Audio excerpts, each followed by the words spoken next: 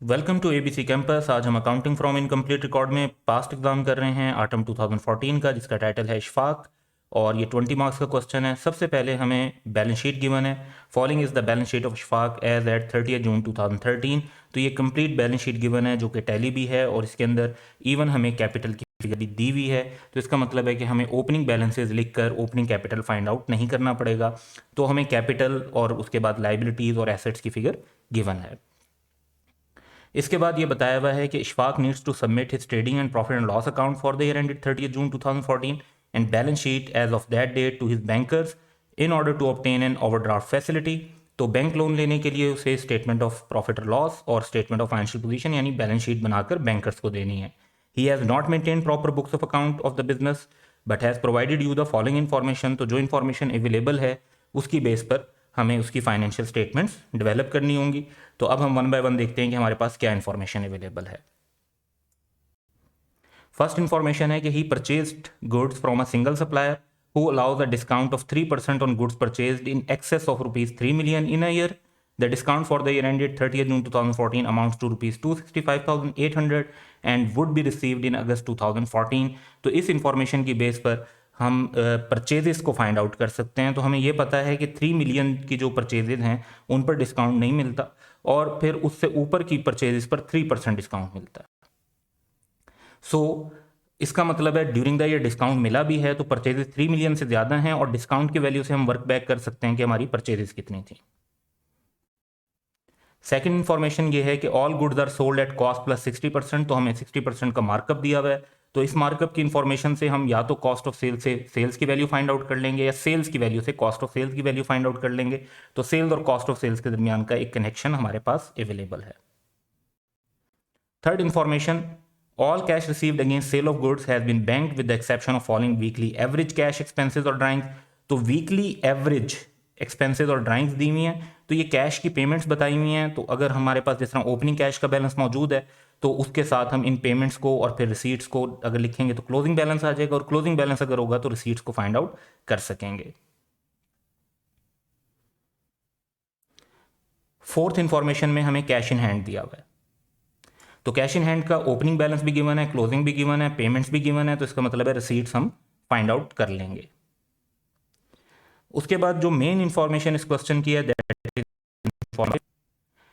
N analysis of Ishfaq bank statement revealed the following information, जिसमें हमें receipts भी दी हुई हैं और पेमेंट्स भी दी हुई हैं। रिसीट एंड पेमेंट्स इक्वल नहीं है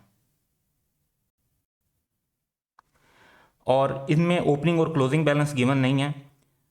तो ओपनिंग बैलेंस ऊपर जो हमें बैलेंसेस दिए हुए हैं इंफॉर्मेशन नंबर 1 में उसके अंदर गिवन है। तो ओपनिंग बैलेंस में हम रिसीट्स को ऐड कर लेंगे, पेमेंट्स को लेस कर देंगे तो हमारे पास क्लोजिंग बैलेंस आ जाएगा।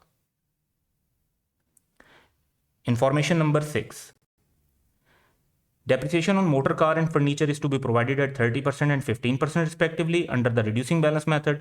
तो जो नेट वैल्यूज हमें स्टेटमेंट ऑफ फाइनेंशियल पोजीशन में ओपनिंग दी हुई है उन पर हमें सिंपली डेप्रिसिएशन चार्ज करनी है। और information number 7, stock in trade on 30 June 2014 amounted to 702,000। तो हमें क्लोजिंग स्टॉक की वैल्यू दी हुई है ताकि हम उसे कॉस्ट ऑफ सेल्स में और करंट एसेट में मेंशन कर सकें। सो ये इस क्वेश्चन का डाटा है और क्वेश्चन की रिक्वायरमेंट है कि prepare trading and profit and loss account for the year ended 30th June 2014 and balance sheet as on 30th June 2014। तो हम अपनी इस रिक्वायरमेंट के लिए अब एक फॉर्मेट स्टैब्लिश कर लेते हैं। फाइनेंशियल स्टेटमेंट में सबसे पहले हम अपना आंसर डेवलप कर लेते हैं और उसके बाद हम टाइटल लिखेंगे इशफाक। स्टेटमेंट ऑफ प्रॉफिट और लॉस के लिए हम लिखेंगे trading profit and loss account. जो हमारा ईयर हैंड है that is for the year ended June 30 2014 और हम फिगर्स को रुपीज़ में मेंशन करेंगे। इसके बाद थोड़ी सी स्पेस छोड़कर हम स्टेटमेंट ऑफ फाइनेंशियल पोजीशन बना लेते हैं और स्टेटमेंट ऑफ फाइनेंशियल पोजीशन के लिए हम वंस अगेन टाइटल मेंशन कर देंगे balance sheet as at June 30 2014 और इसके अंदर भी करेंसी का लेवल हम रुपीज़ का ले लेंगे। फर्दर हमें बैलेंस शीट में नॉन करंट एसेट्स मेंशन करने हैं और उसके बाद हमें करंट एसेट्स मेंशन करने हैं, इक्विटी मेंशन करेंगे और फिर हमें मेंशन करना होगा करंट लाइबिलिटीज़ को, क्योंकि कोई लॉन्ग टर्म लोन का क्वेश्चन के अंदर जिक्र नहीं है। अगर होता तो फिर एक नॉन करंट लाइबिलिटीज़ का सेक्शन भी बना लेते। इसके बाद हम कुछ टी अकाउंट्स अपने सामने रखेंगे, जैसे जैसे क्वेश्चन में हमें ज़रूरत पड़ेगी तो उन टी अकाउंट्स को भी हम इनकॉर्पोरेट करते जाएंगे। So let's move toward question और वन बाय वन उसकी इंफॉर्मेशन को शामिल करते हैं। तो सबसे पहले इस क्वेश्चन में हमारे पास जो हमारे लिए ओपनिंग बैलेंसेज हैं उनको हम रेलिवेंट जगह पे इनकॉर्पोरेट कर लेते हैं। क्वेश्चन की रीडिंग करके हमें कुछ आइडिया हो चुका है कि हमें कौन सी चीज़ों का टी अकाउंट बनाना पड़ेगा और कौन सी चीज़ें हम डायरेक्टली मेंशन कर सकते हैं। तो सबसे पहले हम इंफॉर्मेशन ले लेते हैं ऑनर, इक्विटी एंड लाइबिलिटीज़ की। सो ये 4 आइटम हैं। इसमें इशफाक का कैपिटल हम कैपिटल के अंदर मेंशन करेंगे, क्रेडिटर्स को उसके टी अकाउंट में मेंशन कर देंगे और एक्रूड रेंट को भी उसके टी अकाउंट में मेंशन कर देंगे। लोन टेकन फ्रॉम फ्रेंड जो है इसकी बैंक के अंदर आगे जाकर पेमेंट शो हो रही है, तो इसको अभी करंट लाइबिलिटीज़ में रिफ्लेक्ट कर देंगे। तो ये जो 4 आइटम्स हैं इनको इनकॉर्पोरेट करते हैं। सबसे पहले इशफाक का कैपिटल 4396,600। उसके बाद क्रेडिटर्स की फिगर है, तो क्रेडिटर्स का टी अकाउंट बना लेते हैं और ओपनिंग बैलेंस हम मेंशन कर लेते हैं, दैट इज़ 1102,000। इसके बाद नेक्स्ट फिगर जो है वो एक्रूड रेंट की है, तो रेंट का टी अकाउंट बना लेते हैं और रेंट की भी लाइबिलिटी है तो क्रेडिट साइड पर इसका बैलेंस रिफ्लेक्ट करना होगा, तो वो भी हम 20,000 का क्वेश्चन में जैसे गिवन है वो मेंशन कर लेते हैं। Fourth information loan from friend की है, तो उसे हम करंट लाइबिलिटीज़ में मेंशन कर लेते हैं और 27,900 क्योंकि आगे इसकी पेमेंट आ रही है तो अभी फाइनल फिगर हमने नहीं लिखी, ताकि इसमें से पेमेंट को लेस करके फिर मेंशन करेंगे। नेक्स्ट हमारे पास इंफॉर्मेशन जो है वो एसेट्स की है और इसमें पहले हम नॉन करंट एसेट्स ले लेते हैं। तो नॉन करंट एसेट्स को हम स्टेटमेंट फाइनेंशियल पोजीशन में मेंशन करेंगे। तो फर्स्ट वन हमारे पास जो है वो मोटर कार है और फिर फर्नीचर है। फाइनल फिगर के तौर पर हमने इसलिए नहीं लिखा क्योंकि इनमें से भी डेप्रिसिएशन चार्ज होनी होगी। नेक्स्ट हमारे पास स्टॉक इन ट्रेड की फिगर है, तो स्टॉक इन ट्रेड जो ओपनिंग है ये 2 जगह पर हमें बेसिकली कॉस्ट ऑफ सेल्स में मेंशन करना होगा। उसके अलावा जो है हम बाकी फिगर्स भी ले लेते हैं। डेटर्स की फिगर को उसके टी अकाउंट में लिखेंगे, प्रीपेड इंश्योरेंस का भी टी अकाउंट बना लेते हैं और कैश एट बैंक और कैश इन हैंड का भी हमें टी अकाउंट बनाना पड़ेगा ताकि बैंक बैलेंस और कैश इन हैंड से रिसीट पता चलें। तो ये सारी इन्फॉर्मेशन जो करंट एसेट से रिलेटेड है इसको ओपनिंग की है तो इसको इनकॉर्पोरेट करते हैं। सबसे पहले स्टॉक इन ट्रेड, तो उसके लिए हमें कॉस्ट ऑफ सेल्स डेवलप करनी है और उसमें हमारे पास ओपनिंग इन्वेंट्री आएगी, दैट इज़ 18,05,000। नेक्स्ट हमारे पास फिगर जो है वो है डेटर्स की, तो डेटर्स का टी अकाउंट बना लेते हैं और इसमें एज एन एसेट ये बैलेंस मेंशन कर लेते हैं 350,000। Then we have insurance, prepaid insurance, तो इंश्योरेंस प्रीपेड है तो एसेट है, तो इसका ओपनिंग बैलेंस भी हम मेंशन कर लेंगे। उसके बाद हमें बैंक का डाटा दिया हुआ है तो बैंक का टी अकाउंट बना लेते हैं और बैंक का ओपनिंग बैलेंस भी हम मेंशन कर लेंगे। देन कैश का ओपनिंग बैलेंस भी गिवन है तो कैश का अकाउंट बनाएंगे और कैश का ओपनिंग बैलेंस मेंशन कर लेते हैं।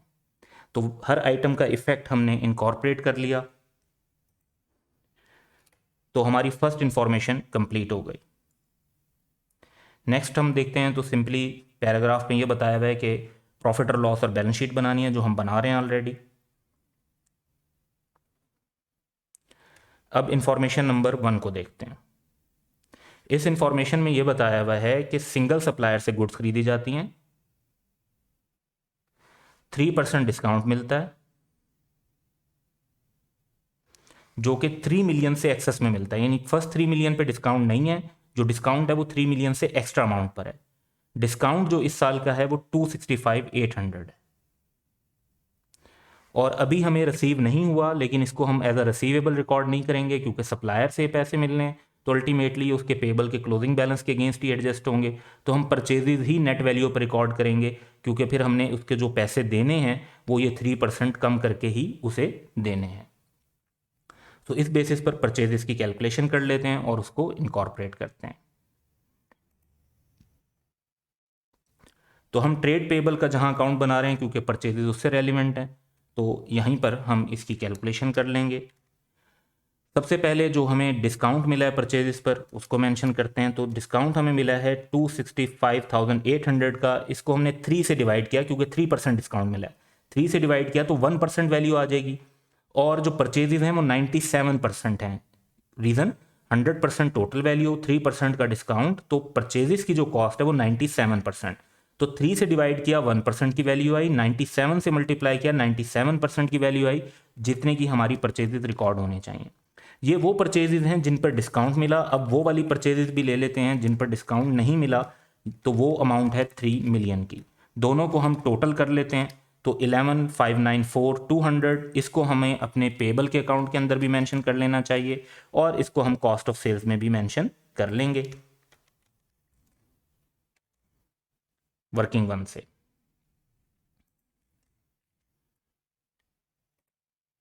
नेक्स्ट इंफॉर्मेशन हमारे पास है कि all goods are sold at cost plus 60%।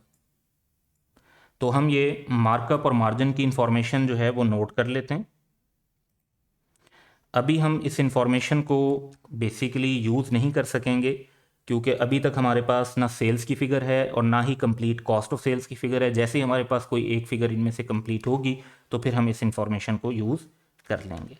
तो हमारे पास जो कॉस्ट ऑफ सेल्स आएगी वो बेसिकली 100% होगी। रीज़न ये है कि मार्कअप है कॉस्ट प्लस 60% है, तो सेल प्राइस 160%, कॉस्ट 100%, और ग्रॉस प्रॉफिट इसका मतलब है 60% है लेकिन कॉस्ट का। तो ये इन्फॉर्मेशन हमने सिर्फ अभी नोट कर लिया है, बाद में हम इसको यूटिलाइज कर लेंगे जब हमारे पास रेलिवेंट फिगर्स कंप्लीट हो जाएंगी। थर्ड इंफॉर्मेशन हमारे पास है, all cash received against sale of goods has been banked with the exception of the following weekly average cash expenses. अब ये वीकली एक्सपेंसेस हैं, तो इसका मतलब है कि ड्राइंग्स और एक्सपेंसेस वीकली दिए हुए हैं, तो इन सबको हमें 52 से मल्टीप्लाई करना होगा क्योंकि ईयर में 52 वीक्स होते हैं। तो 52 से मल्टीप्लाई करके एक इफेक्ट तो इनकी रेलिवेंट जगहों पर जाएगा, और दूसरा इफेक्ट जो है इसका हमें रिकॉर्ड करना होगा अपने कैश के अंदर। तो पहले हम कैश के अंदर रिकॉर्ड करेंगे, उसके बाद हम इसके इफेक्ट को लेकर जाएंगे इन द रेलिवेंट एरिया। तो इंफॉर्मेशन नंबर 3 को हम कैश में रिकॉर्ड कर रहे हैं। तो ड्राइंग्स को 30,000 इंटू 52 वीक्स 1560,000। फिर हमारे पास कैरिज आउट है, उसको भी 52 वीक्स के हिसाब से लेंगे। फिर पेट्रोल है, उसको ले लेंगे, और फिर मिसलिनियस एक्सपेंस है। अब इन सारी चीज़ों को इनके रेलिवेंट जगह पे भी रिकॉर्ड रिकॉर्ड करेंगे। तो सबसे पहले ड्राइंग्स को रिकॉर्ड करेंगे 1560,000।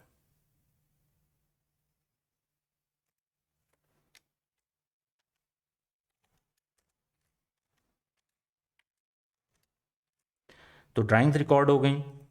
उसके बाद हमें कैरिज आउट, पेट्रोल और मिसलिनियस एक्सपेंस रिकॉर्ड करना है। तो ये हम एक्सपेंसेस का सेक्शन बनाएंगे।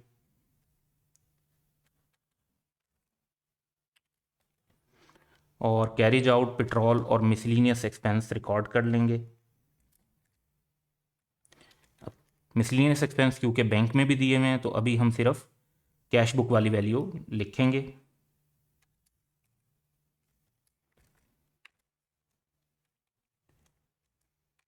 $130,000, और बाद में बैंक वाली वैल्यू लिखकर इसका टोटल मेंशन कर लेंगे।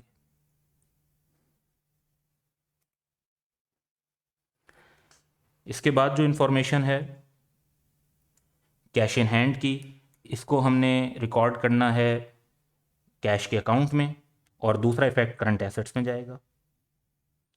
तो कैश का क्लोजिंग बैलेंस हमें अवेलेबल है 26,700, और करंट एसेट्स में भी हम कैश को मेंशन कर सकते हैं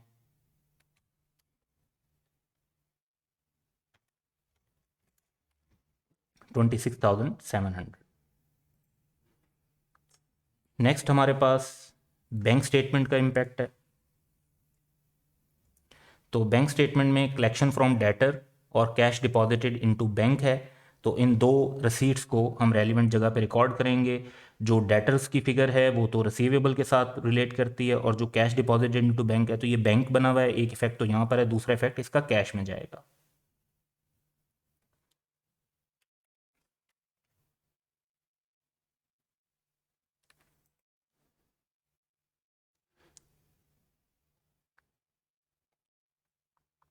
तो रिसीवेबल से रिलेटेड जो हमारी रिसीट्स हैं वो रिकॉर्ड कर लेंगे, और कैश जो बैंक में डिपॉजिट करवाया गया है वो भी रिकॉर्ड कर लेंगे। इसके बाद जो टोटल रिसीट्स हैं वो हमें बैंक में लेनी चाहिए, तो इनको भी हम बैंक अकाउंट के अंदर रिफ्लेक्ट कर देते हैं।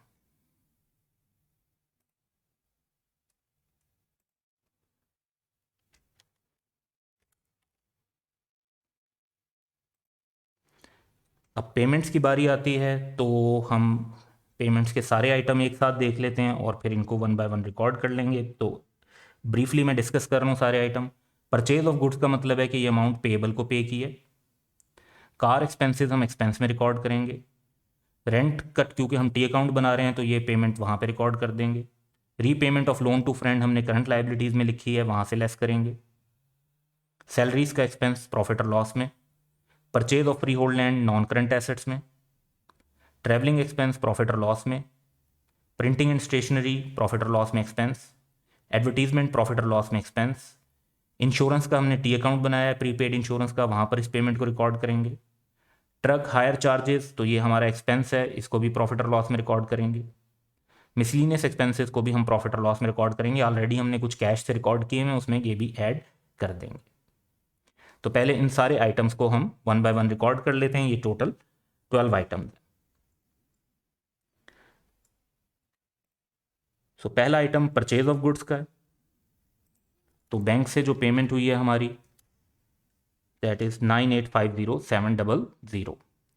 सेकेंड आइटम जो है हमारे पास वो कार एक्सपेंसेस का है, तो हम एक्सपेंसेस की तरफ चलते हैं और कार एक्सपेंसेस रिकॉर्ड कर लेते हैं। उसके बाद नेक्स्ट आइटम जो है वो रेंट का है, तो रेंट का टी अकाउंट बना हुआ है हमारे पास, तो रेंट की पेमेंट 42,000 की रिकॉर्ड कर लेंगे। उसके बाद जो नेक्स्ट आइटम है that is repayment of loan to friend, ये करंट लाइबिलिटीज़ में मेंशन है। तो इसमें से हमारी जब पेमेंट हो गई और एग्जैक्ट इतनी ही अमाउंट की हो गई, तो इसका मतलब है कि हमारे पास जो नेट वैल्यू बची दैट इज़ ज़ीरो। इससे जो नेक्स्ट आइटम है वो सैलरीज का है, तो एक्सपेंसेस की तरफ चलते हैं और सैलरीज 1.6 मिलियन की रिकॉर्ड कर लेते हैं। फिर purchase of freehold land है, तो वो नॉन करंट एसेट्स में रिकॉर्ड होगी 2.5 मिलियन। उसके बाद ट्रैवलिंग एक्सपेंसेस हैं, प्रॉफिट और लॉस में एक्सपेंस के तौर पे रिकॉर्ड होंगे। फिर हमारे पास प्रिंटिंग एंड स्टेशनरी का एक्सपेंस है, ये भी प्रॉफिट और लॉस में रिकॉर्ड होगा। फिर हमारे पास एडवर्टीजमेंट का एक्सपेंस है, वो भी प्रॉफिट और लॉस में रिकॉर्ड होगा। इंश्योरेंस की पेमेंट है, इंश्योरेंस का हमने टी अकाउंट बनाया हुआ है इसलिए वहाँ पर इसको इनकॉर्पोरेट कर लेंगे। और इंश्योरेंस के बाद ट्रक हायर चार्जेस हैं, ये भी प्रॉफिट और लॉस में एक्सपेंस बनेंगे। और फिर मिसलिनियस एक्सपेंस हैं, तो हम ऑलरेडी मिसलिनियस एक्सपेंस कुछ रिकॉर्ड कर चुके हैं, बाकी भी उनके अंदर हम ऐड कर देते हैं। टोटल आ जाएगा 492,300।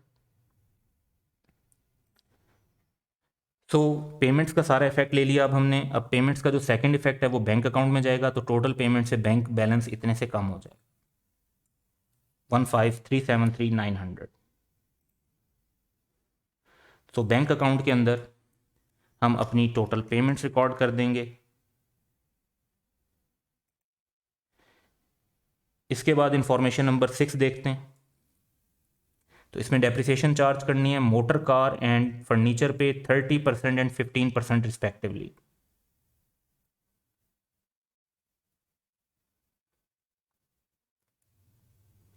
और रिड्यूसिंग बैलेंस मेथड है, तो जो वैल्यू हमें दी हुई है उसी वैल्यू के ऊपर हमने सिंपली ये डेप्रिसिएशन रेट अप्लाई करने होंगे तो हम इनको डेप्रिसिएशन को एक्सपेंस में रिकॉर्ड करेंगे और ये डेप्रिसिएशन एसेट में से भी लेस कर देंगे। तो पहले डेप्रिसिएशन मोटर कार की कैलकुलेट करते हैं 600,000। उसके बाद हम फर्नीचर की कैलकुलेट कर लेते हैं जो कि 15% के हिसाब से है 150,000, और ये अमाउंट्स हम अपने एसेट में से भी माइनस कर देंगे।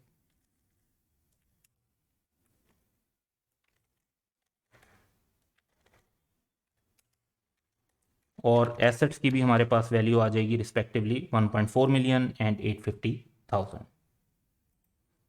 Then we have last information जो कि स्टॉक एंड ट्रेड की है, जिसमें हमें 702,000 का क्लोजिंग स्टॉक बताया हुआ है। क्लोजिंग स्टॉक करंट एसेट्स में भी मेंशन होगा और कॉस्ट ऑफ सेल्स में भी रिकॉर्ड करेंगे।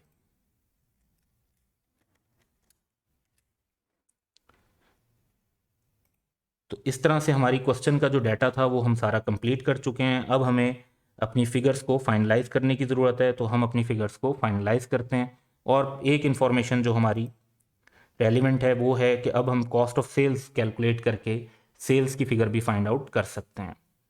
तो हम कॉस्ट ऑफ सेल्स कैलकुलेट कर लेते हैं, और जब कॉस्ट ऑफ सेल्स कैलकुलेट हो जाती है तो हमें सेल्स की वैल्यू भी मिल जाएगी। तो सेल्स की वैल्यू हमारे पास है, कॉस्ट ऑफ सेल्स से निकलेगी। कैसे? पहले कॉस्ट ऑफ सेल्स की वैल्यू लिख लेते हैं। अब कॉस्ट ऑफ सेल्स की वैल्यू जो है वो 100% को रिफ्लेक्ट कर रही है, तो 100 से डिवाइड करेंगे तो 1% की वैल्यू आ जाएगी। और सेल्स क्योंकि 160% है तो 160 से मल्टीप्लाई करेंगे तो 160% की वैल्यू आ जाएगी। इस तरह से हमारे पास सेल्स की वैल्यू आ जाती है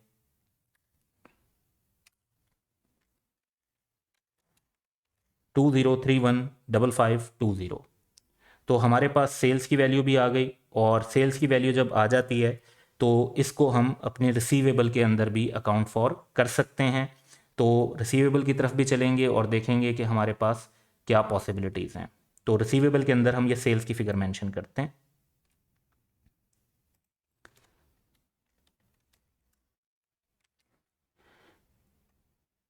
अब हम अपनी फिगर्स को फाइनलाइज करना शुरू करते हैं। तो सबसे पहले ट्रेड पेबल का टोटल कर लेते हैं।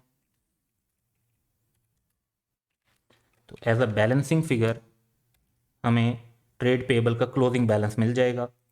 ये हमें करंट लाइबिलिटीज़ में मेंशन करना चाहिए।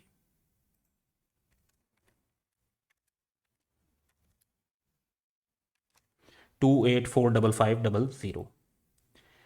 नेक्स्ट हमारे पास रेंट का अकाउंट है। तो रेंट के अकाउंट के अंदर हम टोटल्स कर लेते हैं, तो डेबिट साइड ज़्यादा है, तो प्रॉफिट और लॉस के तौर पर हमारा एक्सपेंस आ जाएगा 22,000। ये हमें एक्सपेंसेस में मेंशन करना चाहिए।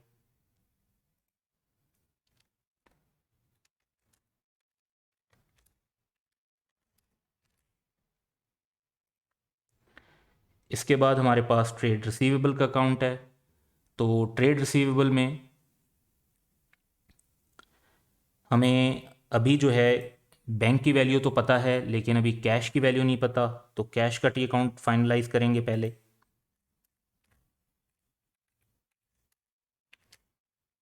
तो एज अ बैलेंसिंग फिगर जो हमें कस्टमर से कैश मिला है वो हमारा फाइंड आउट हो जाएगा। ये तो हमारा कैश में इम्पैक्ट आया, इसका दूसरा इम्पैक्ट रिसीवेबल में जाना चाहिए। तो रिसीवेबल में हम इसका दूसरा इम्पैक्ट रिकॉर्ड कर देते हैं। और अब हम जब टोटल करते हैं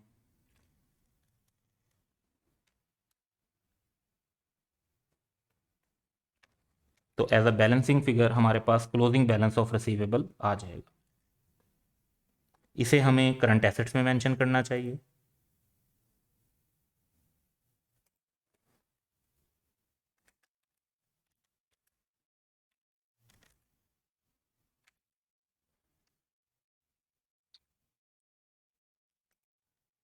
तो रिसीवेबल के अकाउंट के बाद हमारे पास इंश्योरेंस का अकाउंट है, इसका टोटल कर लेते हैं। और इससे हमारे पास as a balancing figure profit और लॉस की फिगर आ जाएगी 65,000। जो प्रॉफिट और लॉस में एक्सपेंस रिकॉर्ड होना चाहिए, इसको भी हम एज एन एक्सपेंस रिकॉर्ड कर लेंगे।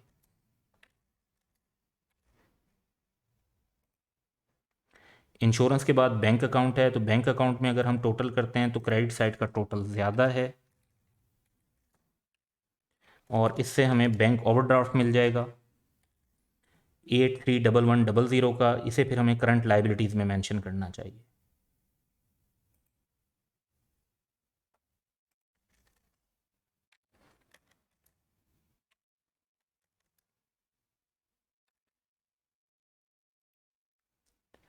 कैश अकाउंट को हम पहले फाइनलाइज कर चुके हैं, तो टी अकाउंट्स जो हमारे थे वो सारे कंप्लीट हो गए और उनका इफेक्ट भी हमारे क्वेश्चन के अंदर आ गया। अब हम अपनी फाइनेंशियल स्टेटमेंट के टोटल्स की तरफ चलते हैं। तो सेल्स और कॉस्ट ऑफ सेल्स हम ऑलरेडी फाइंड आउट कर चुके हैं, तो अब हम फाइंड आउट करते हैं कि हमारा ग्रॉस प्रॉफिट कितना होगा। तो सेल्स में से कॉस्ट ऑफ सेल्स निकालेंगे तो हमारे पास ग्रॉस प्रॉफिट आ जाएगा। इसके बाद हमारे एक्सपेंसेस हैं, तो सारे एक्सपेंसेस को हम टोटल कर लेते हैं, तो हमारे पास एक्सपेंसेस की वैल्यू आ जाएगी 4286,300 और that would give us a total of net profit, जो कि हम ग्रॉस प्रॉफिट में से एक्सपेंसेस को लेस करके फाइंड आउट करेंगे। तो नेट प्रॉफिट भी हमारे पास आ जाता है 33332020। हम नॉन करंट एसेट्स का टोटल कर लेते हैं, that would be 4750,000। Current assets का टोटल कर लेते हैं, दैट वुड बी 5095,220 और फिर टोटल एसेट्स हमारे पास आ जाएंगे, दैट इज़ 9845,220।